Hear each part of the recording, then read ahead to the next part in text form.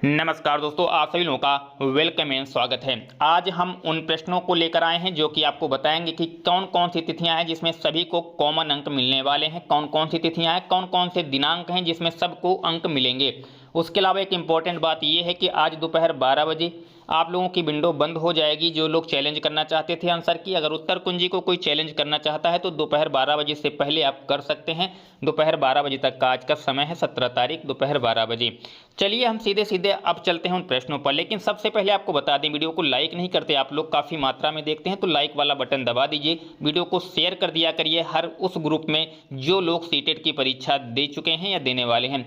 उसके अलावा चैनल पे नए हैं तो सब्सक्राइब वाला बटन नीचे दिख रहा होगा, सब्सक्राइब कर लीजिए, उसका पैसा नहीं लगता है।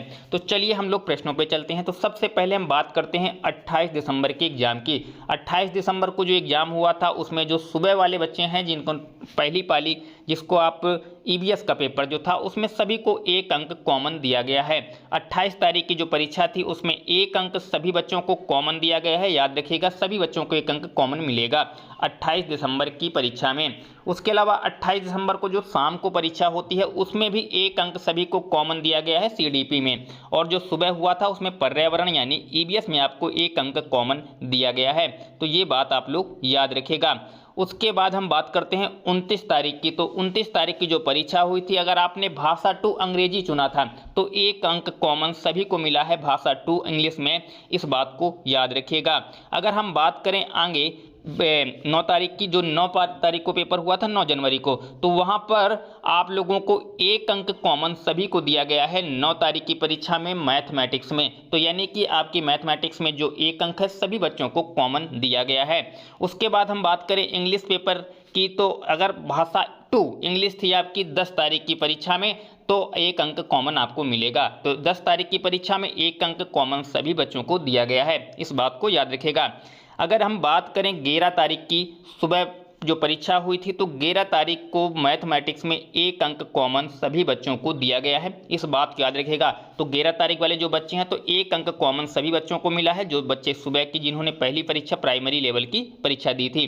वहीं पर हम बात करें 23 जनवरी के पेपर की, तो 23 जनवरी को जो पेपर हुआ था सुबह टाइम पर उसमें एक अंक कॉमन सभी बच्चों को मिला है मैथमेटिक्स में। लेकिन अगर आपने भाषा 2 अंग्रेजी के रूप में चुना है, अगर भाषा 2 हिंदी के रूप में चुना है, संस्कृत के रूप में चुना है, तो भी आपको एक और अंक कॉमन मिलेगा। तो सबसे ज़्यादा फायदा 23 तारीख की जो परीक्षा हुई थी उसमें 2 अंक कॉमन सभी बच्चों को मिल रहे हैं, इस बात को ध्यान रखिएगा। भाषा 2 आपकी इंग्लिश है, हिंदी है, संस्कृत है, कुछ भी है, तो आपको एक अंक कॉमन मिलेगा। उसके अलावा एक अंक कॉमन आपको मिलेगा वो है मैथमेटिक्स में। तो यानी कि आपको सीधा सीधा 23 तारीख की परीक्षा में 2 अंक कॉमन देखने को मिल रहे हैं।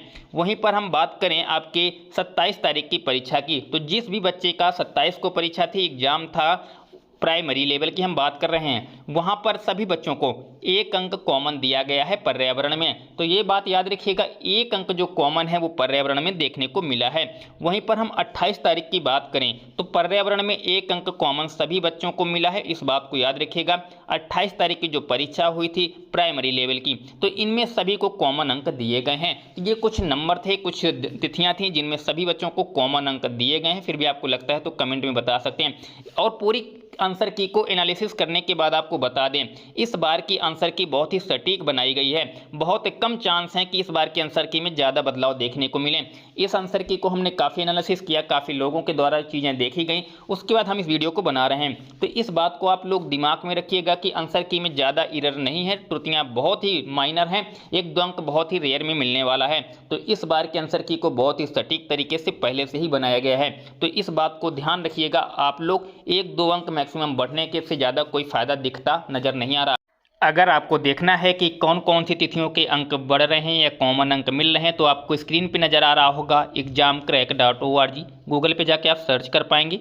तो स्क्रीन पे आपको दिख रहा होगा एग्जाम क्रैक, सर्च करेंगे गूगल पे तो आपको वहाँ पे जाके चीज़ें दिख जाएंगी, वहाँ से जाके आप चीज़ों को पढ़ सकते हैं। सीटेट के रिजल्ट को लेकर और 75 अंक में जो उत्तीर्ण हो रहे हैं छात्र वो कहाँ पे हो रहे हैं, वो सारी डिटेल आपको वहाँ पे मिल जाएगी। तो जाके चीज़ों को पढ़ सकते हैं, जाके जो खबरें हैं वो देख सकते हैं। और भी ढेर सारी खबरें, टेट की हो, सीटेट की हो, SSC GD की हो, कोई भी खबर हो आपको यहाँ पर देखने को मिल जाएगी। तो जाके अभी गूगल पे सर्च करें। कोई सवाल है कमेंट में पूछ सकते हैं। फिर मिलते हैं नई वीडियो में नई जानकारी के साथ, तब तक के लिए जय हिंद, वंदे मातरम।